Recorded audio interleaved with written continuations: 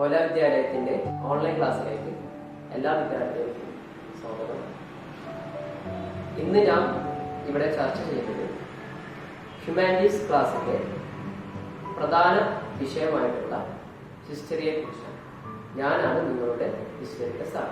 എൻ്റെ പേര് അൻവർ. നാം എല്ലാവരും ഒരു മഹാമാരിയുടെ പിടിയിൽ പെട്ടിലെടുക്കുക. നിങ്ങൾക്കറിയാം, നിങ്ങൾ മനസ്സിൽ വിചാരിച്ചത് പോലും ഉണ്ടാവില്ല ഇങ്ങനെ ഒരു ഓൺലൈൻ ക്ലാസ്സിൽ പങ്കെടുക്കും എന്നുള്ളത്.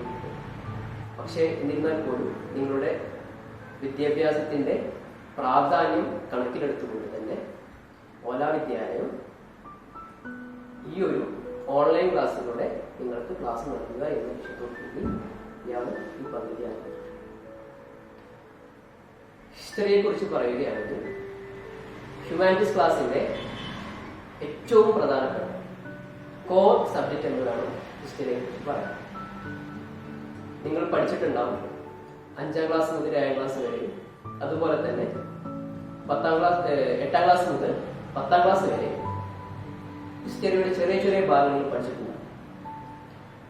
5ാം ക്ലാസ്സിൽ നിങ്ങൾ പഠിച്ചിട്ടുണ്ടാവുക സോഷ്യൽ സ്റ്റഡീസ് എന്നൊരു വിഷയമാണ്.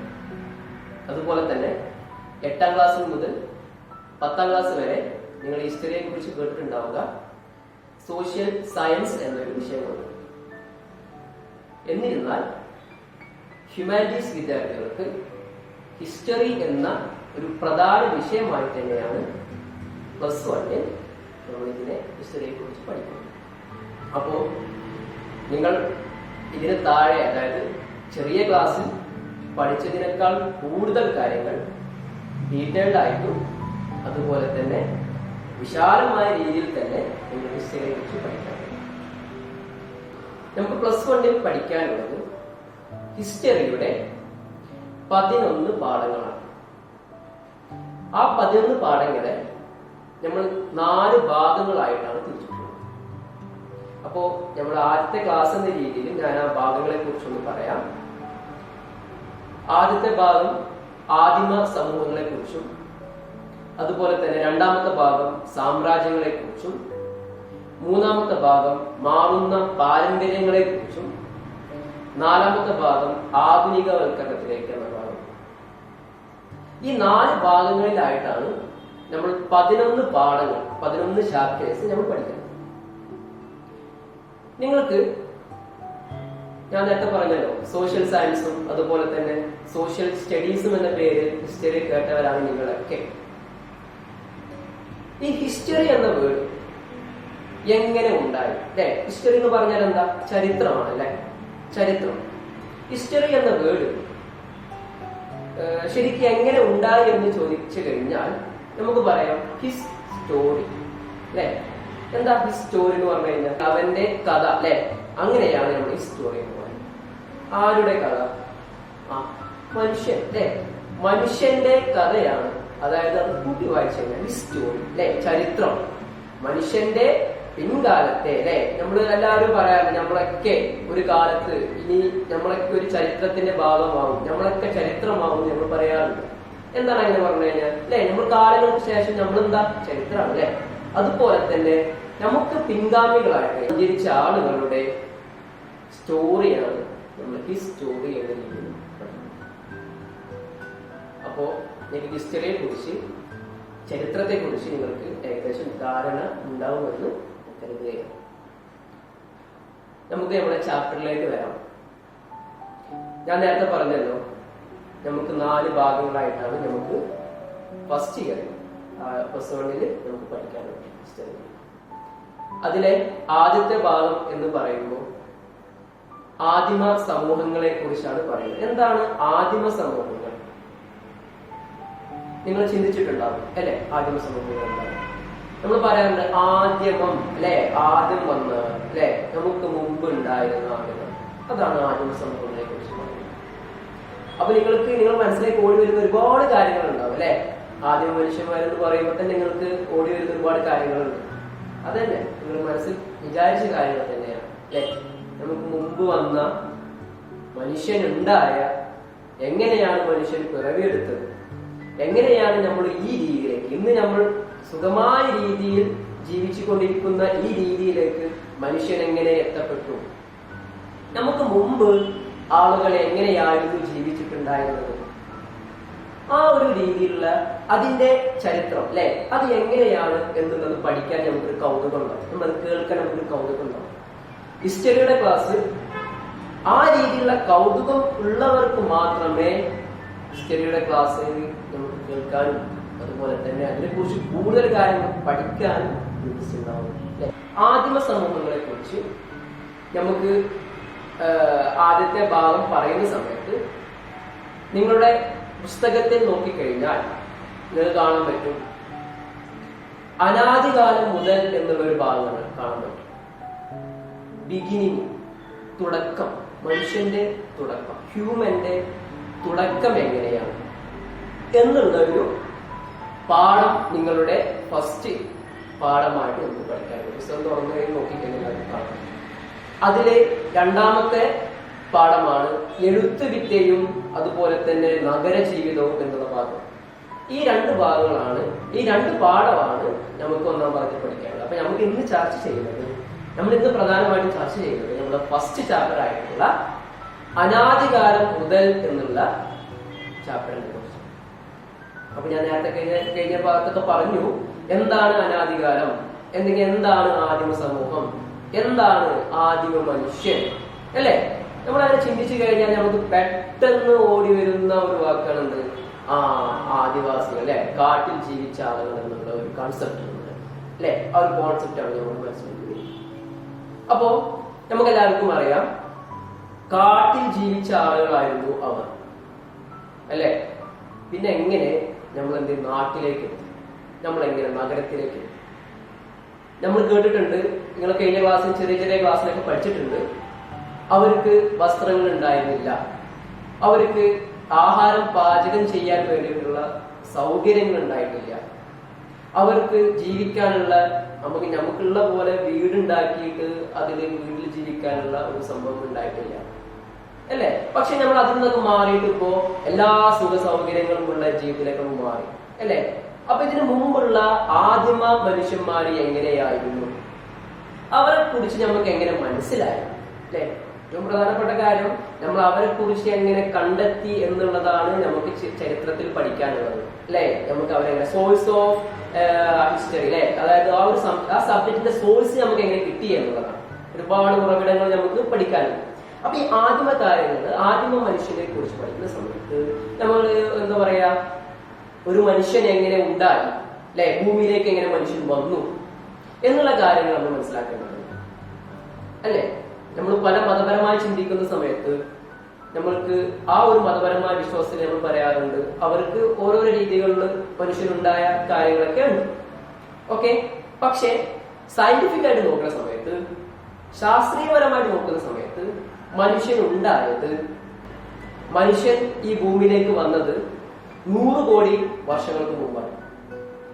ചരിത്രകാരന്മാർ പറയപ്പെടുന്നത്, അല്ലെങ്കിൽ ശാസ്ത്രീയപരമായിട്ട് നോക്കിക്കഴിഞ്ഞാൽ ഭൂമിയിലേക്ക് ആദ്യം വന്നത് ഒരു ജീവകണമാണെന്നാണ് പറയുന്നത്.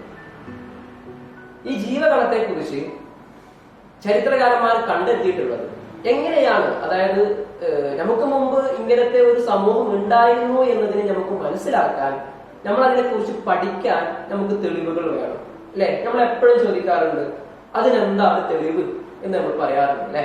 എന്തൊരു കാര്യം നമ്മൾ പറഞ്ഞു കഴിഞ്ഞാൽ അതിനെന്താണ് തെളിവ് അല്ലെ. അങ്ങനെ തെളിവുകളുടെ അടിസ്ഥാനത്തിൽ ചരിത്രകാരന്മാർ ആദിമ മനുഷ്യന്മാരെ കുറിച്ച് പഠിച്ചിട്ടുണ്ട്. ഏത് രീതിയിലാവും ആദിമ മനുഷ്യന്മാരെ കുറിച്ച് ചരിത്രകാരന്മാർ പഠിച്ചിട്ടുണ്ടാവുക? അതിലെ ഒന്നാമത്തെ കാര്യമാണ് ഫോസിലുകൾ. എന്താണ് ഫോസിലുകൾ നമുക്ക് പറയാം കേട്ടോ. രണ്ടാമത്തെ കാര്യമാണ് ശിലായുധങ്ങൾ. മൂന്നാമത്തെ കാര്യമാണ് ഗുഹാ ചിത്രങ്ങൾ. നാലാമത്തെ കാര്യം ഡാർവിന്റെ കൃതികൾ. ഈ 4 ഉറവിടങ്ങളുടെ അടിസ്ഥാനത്തിലാണ് ആദിമ മനുഷ്യന്മാർ ജീവിച്ചിട്ടുണ്ടായിരുന്നു, നമ്മുടെ ഭൂമിയിൽ ആദിമ മനുഷ്യന്മാർ ഉണ്ടായിരുന്നു എന്നതിന് തെളിവുണ്ട്. ഒന്നാമത്തെ കാര്യം എന്താ? ഫോസിലുകൾ. രണ്ടാമത്തെ കാര്യം എന്താ? ശിലായുധങ്ങൾ. മൂന്നാമത്തെ കാര്യം എന്താ? ഗുഹാചിത്രങ്ങൾ. നാലാമത്തെ കാര്യം ഡാർവിന്റെ കൃതികൾ.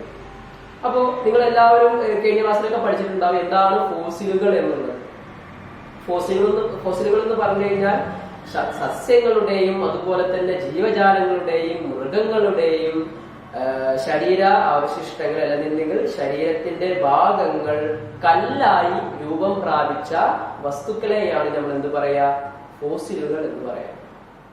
ഓക്കെ, അപ്പോ ഈ സോഴ്സസ് ഏത് രീതിയിലൊക്കെ ആയിരിക്കും ചരിത്രകാരന്മാർക്ക് പ്രയോജനപ്പെട്ടിട്ടുണ്ടാവുക? നിങ്ങൾക്ക് മനസ്സിലായി, നിങ്ങളൊന്ന് ചിന്തിച്ചു കഴിഞ്ഞാൽ തന്നെ നിങ്ങൾക്ക് മനസ്സിലാക്കാൻ പറ്റും ഏതൊക്കെ രീതിയിലായിട്ടുണ്ടാവും. ഫോസിലുകൾ എന്ന് പറഞ്ഞു കഴിഞ്ഞാൽ അവര് ഗവേഷണം നടത്തുന്ന സമയത്ത്, എക്സ്കവേഷൻ നടത്തുന്ന സമയത്ത് എന്താ ആ ഒരു കാര്യത്തെ കുറിച്ചുള്ള ഫോസിലുകൾ അവർക്ക് എന്ത് കിട്ടിയിട്ടുണ്ടാവും, ഭൂമിയിൽ നിന്ന് കിട്ടിയിട്ടുണ്ടാവും അല്ലെ. ഒന്നാമത്തെ കാര്യമായുള്ള ഫോസിലുകൾ. ആ ഫോസിലുകൾ എന്ത് ചെയ്യും വരും, അതിനെ കുറിച്ച് ഗവേഷണം നടത്തി എന്ത് ചെയ്യും, കിട്ടിയ സാധനങ്ങളെ കുറിച്ച് എന്ത് ചെയ്യും, മനസ്സിലാക്കും. ഈ സാധനങ്ങൾ അല്ലാന്നുണ്ടെങ്കിൽ ഈ വസ്തു ഉപയോഗിച്ച്, അതല്ല എങ്കിൽ ഈ മൃഗം അല്ലെങ്കിൽ ഈ മനുഷ്യൻ ഈ ഭൂമിയിൽ ജീവിച്ചിട്ടുണ്ടായിരുന്നു. അതാണ് ഫോസിലുകൾ ഉപയോഗിച്ച് ചരിത്രകാരന്മാർ ചരിത്രത്തെ മനസ്സിലാക്കിയിട്ടുണ്ടാവും. ഇനി രണ്ടാമത്തെ കാര്യം മനസ്സിലാക്കാം, എന്താണ് ശിലായുധങ്ങൾ അല്ലെ. ശില കൊണ്ടുണ്ടാക്കിയിട്ടുള്ള ആയുധങ്ങൾ മനസ്സിലായല്ലോ. അതായത് നമുക്കറിയാം, ഈ പണ്ട് കാലങ്ങളിലൊന്നും ഇരുമ്പ് കണ്ടുപിടിക്കാത്ത സമയത്ത് ഇരുമ്പ് കണ്ടുപിടിക്കാത്ത സമയത്ത് മനുഷ്യന്മാർ ഉപയോഗിച്ചിട്ടുണ്ടായിരുന്നത് ശില കൊണ്ട്. ശില എന്ന് പറഞ്ഞു കഴിഞ്ഞാൽ എന്താ, കല്ല് കൊണ്ട് അല്ലെ, പാറ പോലത്തെ കല്ല് കൊണ്ട് ഉണ്ടാക്കിയ ആയുധങ്ങളായിരുന്നു.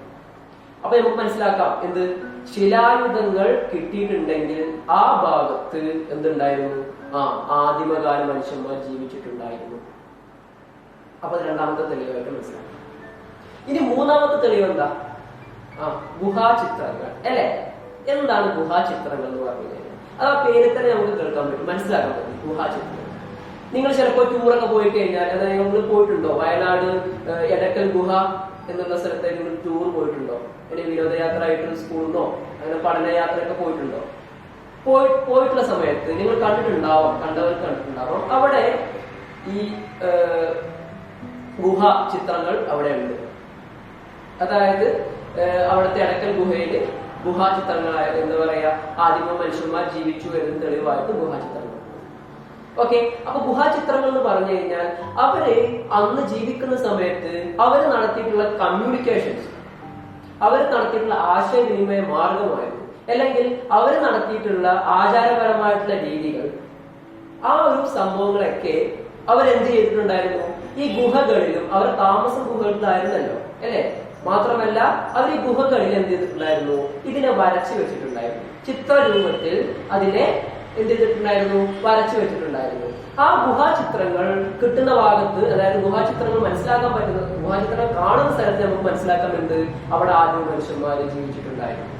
അവരുടെ ജീവിത സ്വഭാവങ്ങളെ കുറിച്ച് നമുക്ക് എന്ത് ചെയ്യാൻ പറ്റും, ആ ഗുഹാചിത്രങ്ങളിൽ നിന്നും നമുക്ക് മനസ്സിലാക്കാൻ പറ്റും. ഓക്കെ, ഇനി മറ്റൊരു കാര്യം ഡാർവിന്റെ കൃതികളാണ്. 1859 November 24 Charles Darwin on the origin of species എന്നുള്ള ഒരു പുസ്തകം രചിക്കുകയുണ്ടായി. അദ്ദേഹം ഇതിനെ കുറിച്ച്, അതായത് ആദിമ മനുഷ്യന്മാരെ കുറിച്ച് അവസരത്തിൽ പറയുന്നു. ഓക്കെ, അപ്പൊ ഈ 4 കാര്യങ്ങളാണ് നമുക്ക് ആദ്യമായി തന്നെ നമുക്ക് ഈ പുസ്തകത്തിന്റെ തുടക്ക ഭാഗത്ത് തന്നെ നമുക്ക് പഠിക്കാൻ. ചരിത്രകാരന്മാർ ചരിത്രത്തെ ഉപയോഗിക്കുന്ന സമയത്ത്, അല്ലെങ്കിൽ ഒരു സമൂഹത്തിന്റെ ചരിത്രം മനസ്സിലാക്കുന്ന സമയത്ത്, ആദ്യ മനുഷ്യന്റെ ചരിത്രം മനസ്സിലാക്കാൻ വേണ്ടി അവർ ഉപയോഗിച്ചിട്ടുള്ള ഉറവിടങ്ങൾ നമ്മൾ നേരത്തെ പഠിച്ചു. ഇനി നമുക്ക് ചർച്ച ചെയ്യാനുള്ളത് ആദിമ മനുഷ്യന്റെ പരിണാമ കഥയെ കുറിച്ചാണ്. ഹിസ്റ്ററിയുടെ ഇന്നത്തെ ക്ലാസ്സിൽ ഇത്രയും കാര്യങ്ങളാണ് നമ്മൾ ചർച്ച ചെയ്തിട്ടുണ്ടായിരുന്നത്. ബാക്കി കാര്യങ്ങൾ നമുക്ക് അടുത്ത ക്ലാസ്സിൽ ചർച്ച ചെയ്യാം. നന്ദി.